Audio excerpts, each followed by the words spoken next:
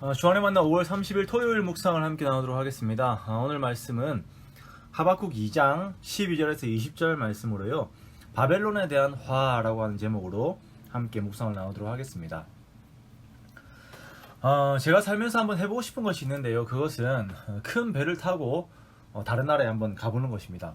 그래서 과거에 러시아나 일본 같은 곳에 단기 선교를 갈 기회가 있으면 배를 타고 한번 가보면 좋겠다라고 해서 막 계획도 세워보고 했었는데, 그런 마음들이 있었는데 지금까지 실현하지 못했어요. 왜 영화 같은 것을 보면 잔잔한 그 밤바다를 항해하는 큰 배에 누워서 쏟아지는 별을 바라보는 그 무언가 가슴을 뛰게 하는 그 로망이 있잖아요. 그런데 아무리 좋은 배라고 하더라도 그 선체에 크랙이 가 있어가지고 금이 가 있어서 언제 침몰할지 모르는 상황에 있는 배라면, 아무리 그 배가 화려하고 가는 곳이 아름다운 경치를 지닌 곳이라 하더라도 절대 타면 안 되겠죠. 유다를 향한 하나님의 징벌의 도구로 사용된 이 바벨론의 모습이 마치 이와 같습니다. 현재는 자신들이 드러내고 있는 모든 힘들과 죄악들이 하늘을 찌르는 권력의 모습처럼 보여요. 이대로 가면 최고의 인생, 최고의 역사적인 발자취를 남길 것 같습니다만, 결국은 이들도 그들의 죄로 말미암아 하나님의 심판에 들어가게 되는 결과를 기다리고 있는 것입니다. 마치 금이 가서 언제 가라앉을지 모르는 배가 화려함과 좋은 경치를 향해 당당하게 여행을 하는 것과 마찬가지의 모습인 것입니다. 4절 말씀에 이러한 바벨론의 상태를 잠시 표현했었는데요. 그의 마음이 교만하여 그 속에서 정직하지 못하다. 이것은 이 교만한 자의 마음이 안정되지 못하고 있는 심적인 상태를 가지고 있음을 말합니다. 교만으로 떵떵거리는 그 외부의 모습과는 다르게 하나님을 떠난 자들은 항상 불안 속에 있게 됩니다. 그리고 결국은 그 불안의 실제가 찾아오게 되는 것이죠.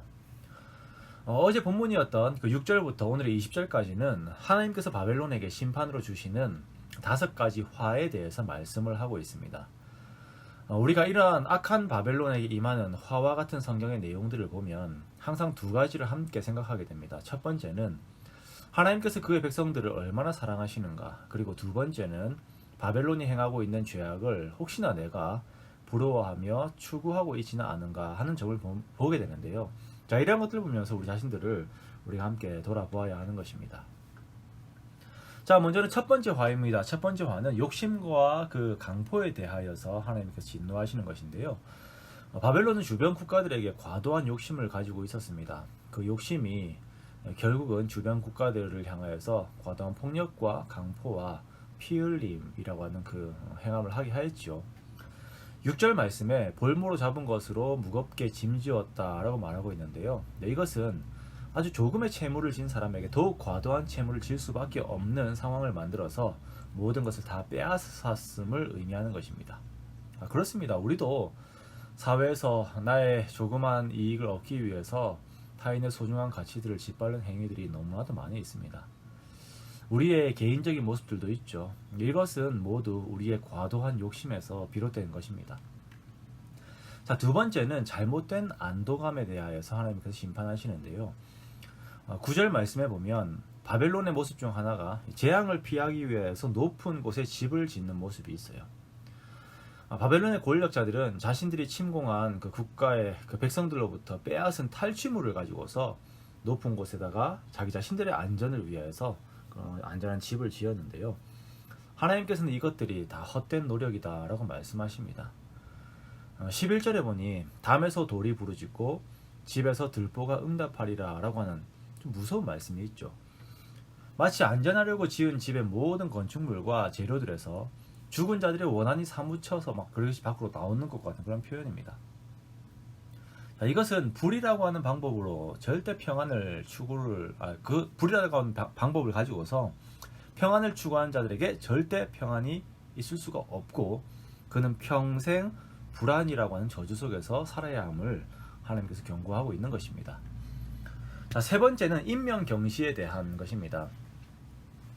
12절에서는 피로 성읍을 건설하며 불의로 건축하는 자에게 화가 있을 것에 대해서 말씀하십니다. 포로로 이렇게 잡아온 자들로 성을 세우면 그 과정 가운데 많은 사람들이 죽어갑니다. 만리장성을 쌓을 때에도 정말 많은 사람들이 죽어서 함께 만리장성의 재료가 되었다라고 이렇게 하죠. 이렇게 사람의 생명을 경시하는 자들에게는 그 결과가 그들의 모든 노력이 불에 타 없어지고 그들의 모든 수고가 헛되도록 하나님께서 만드시겠다라는 선포가 주어집니다. 하나님의 이러한 의의 통치로 말미암아서, 이런 공의로움으로 말미암아서 물이 바다를 덮음같이 여호와의 영광을 인정하는 것이 온 세상에 가득함이 선포될 것입니다. 네 번째 화는 이웃을 피폐하게 하는 것에 대한 심판입니다. 이 본문에서는 바벨론을 하나의 사람으로 비유를 하는데요. 어떤 사람이냐면 이웃에게 술을 먹이고 그 이웃으로 하여금 수치를 당하게 하는 그 나쁜 어떤 사람으로 비유하고 있습니다. 이것은 바벨론이 레바논에 대해서 하였던 그 강포를 이렇게 말하고 있는 것인데요. 레바논은 좋은 백향목으로 유명합니다. 근데 바벨론은 레바논의 백향목을 다 베어서 건축 재료로 이렇게 약탈을 해요. 그 결과로 동물들은 살 곳을 다 잃어버리고 레바논의 사람들은 벌목이나 아니면 기타 노역에 동원되어서 피폐하게 되어버리죠.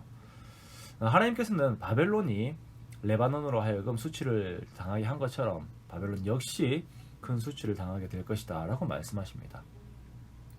자, 다섯 번째는 우상 숭배에 대한 심판입니다. 자, 마지막은 바벨론이 행하였던 그 우상 숭배에 대한 하나님의 진노인데요. 19절에서는 우상이 그 나무나 돌에 그 금이나 은을 입힌 것에 불과한 것이다 라고 이렇게 말씀을 하면서, 자, 이와는 비교되도록 20절에서는 하나님은 온 땅의 참된 주관자가 되심을 선포합니다.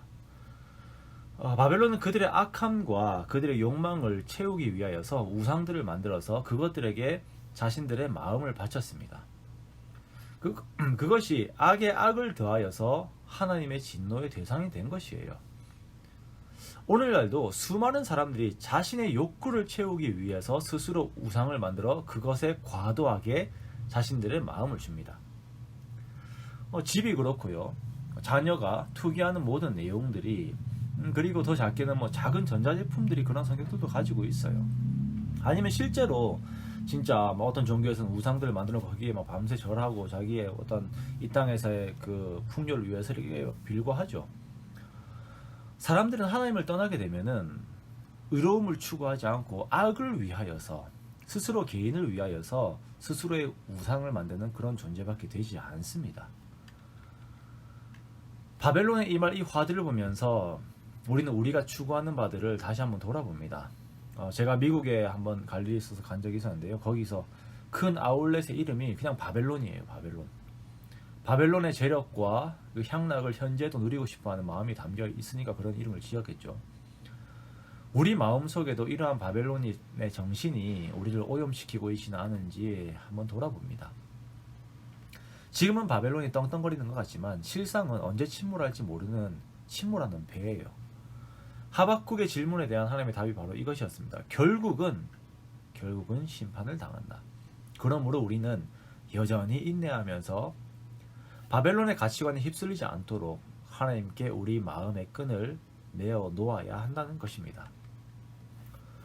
모두가 바벨론을 부러워하는 상황에서도 하나님을 향한 의로움을 가지고 있었던 하박국의 모습이 바로 우리의 모습이 되기 원합니다. 세상의 가치를 얻기 위해서 죄를 택하는 것이 아니라 하나님과 교제하기 위해서 계속적인 의를 추구하는 모습이 우리가 가져야 하는 모습입니다. 하박국이 같이 살던 그 유다 사회는 그냥 바벨론을 추구하는 사회였습니다. 오늘이라는 주어진 그 하루를 보내면서 정말 바벨론이라고 하는 세상을 거슬러서 그 무엇과도 바꿀 수 없는 참된 가치 대신 우리 주님을 추구하는 저 여러분 되시기를 주님의 이름으로 축원합니다. 그리하여서 정말 하박국이 하나님과 그렇게 깊은 교제를 나누면서 그 속에서 만족하였던 것처럼 우리 역시 주님과의 깊은 교제 가운데서 정말 모든 풍요한 것에 근원 되시는 하나님 안에서 만족하고 그 속에서 안도하는 우리의 삶이 되기를 주님의 이름으로 축원합니다.